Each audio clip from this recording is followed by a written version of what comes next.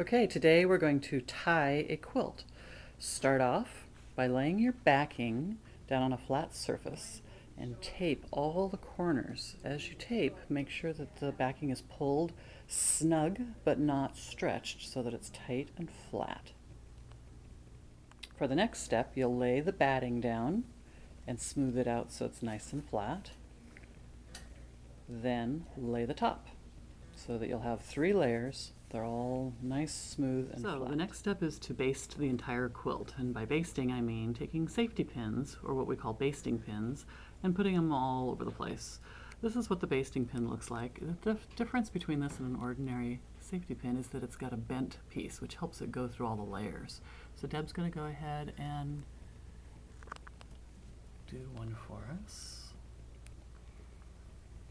Yep. And she's going to put it through all the layers. Takes a little bit of muscle, but that bend really helps. And take as much of the safety pin as you need. It doesn't have to be a tiny little catch. And you're going to do it all over the place, depending on what your batting calls for. This batting called for basting between, or quilting between 8 inches apart. So we've got our basting pins about 6 inches apart, just to make sure that it's very secure. You can see we have 6-inch blocks, so we just stuck a pin on each corner of every block and along the edges and everything. So remember, the pin is going through all of the layers. Okay, now that we're all basted, we're going to take the tape off of the edges.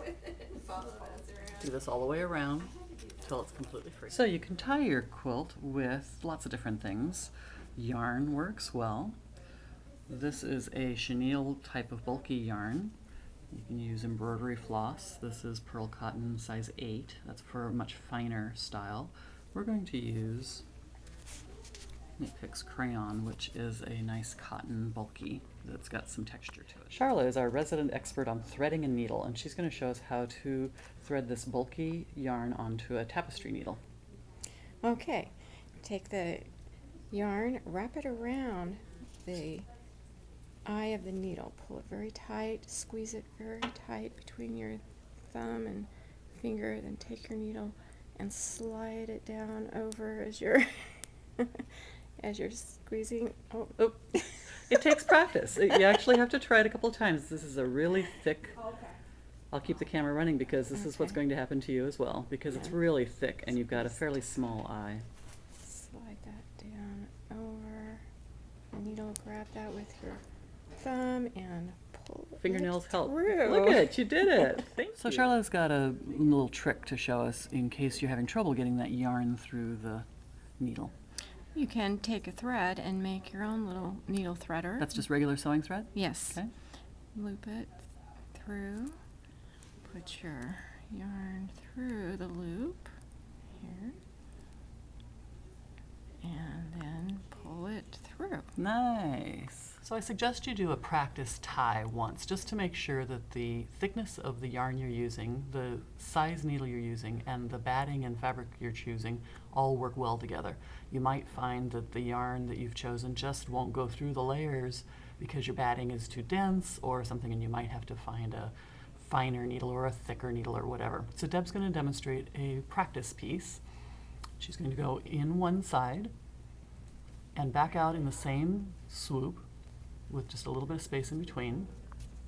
She's going to leave a 3-inch tail, and then she's going to go back in roughly in the same spot but not in the same exact hole, just so that you don't make your hole too big. And then repeat the process. Pull it snug, but not so that the whole thing is bent and, sloppy. There, nice. And then she's going to trim the other side to 3 inches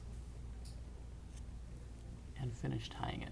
By doing this extra little step, you have the yarn is fairly secure already before you tie it, just in case it comes untied. And if this is for a baby quilt, you want to make sure it's good and secure. Okay, Deb is going to do the actual tying of the quilt, and she's going to demonstrate for us what she does. Starting in the center of the quilt and working out, you're going to put your hand underneath to the back, find the center of your block, stab the needle down through the center, bringing it back up to the front with one swoop, At this point, you may need to tug a little. Then pulling the yarn through. We've used a long piece of yarn here so we don't have to keep rethreading our needle. Leaving approximately a 3-inch tail. Stabbing back down one more time. But not in the same exact hole, right? That's correct. Just so you don't leave that big honking hole. Yeah. And back up through the front again. This makes a nice secure tie. It's also a little hard on your hands to do a lot of them, so you might want to schedule yourself some breaks or invite some friends over. Nice. So pull it snug, but not so that it's too tight. And then cut again approximately 3. Okay. And do a square knot. Which is just basically the same thing twice, but on opposite sides, right? Right. Nice. And then how And far down do you then- trim it? And then I like to trim mine probably about an inch, Okay. inch and a half there. Very nice. So Deb and I are experimenting with some different needles. These are the wool applique needles by Fons and Porter. And the nice thing about them is they come with a little blue grippy thing, kind of rubbery. So she's going to demonstrate the next one using the grippy thing. Again, she's using it from the center. In and out, but notice that she's using the gripper to protect her fingers a little bit. Now these needles are a little bit more fine, so they don't create quite the same hole in the fabric, but it seemed to be pulling through pretty well, and this is a very thick yarn, and it's a little less fatigue on her hands. So I suggest that you play around with the needles that you have around. If you have these, try them out. It was a little bit trickier to thread because it's a slightly smaller eye, but we had 2 different quilters try it and it worked for both.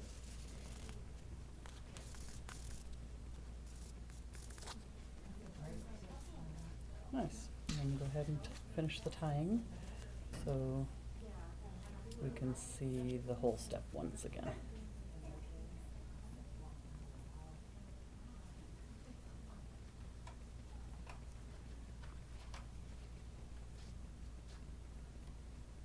Nice. And I'm going to show this little disc.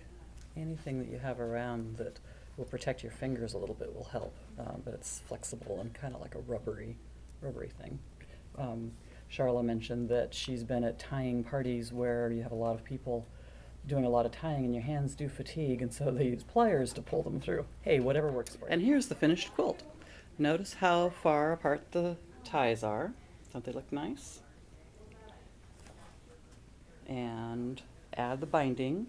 You can find our binding tutorial online as well.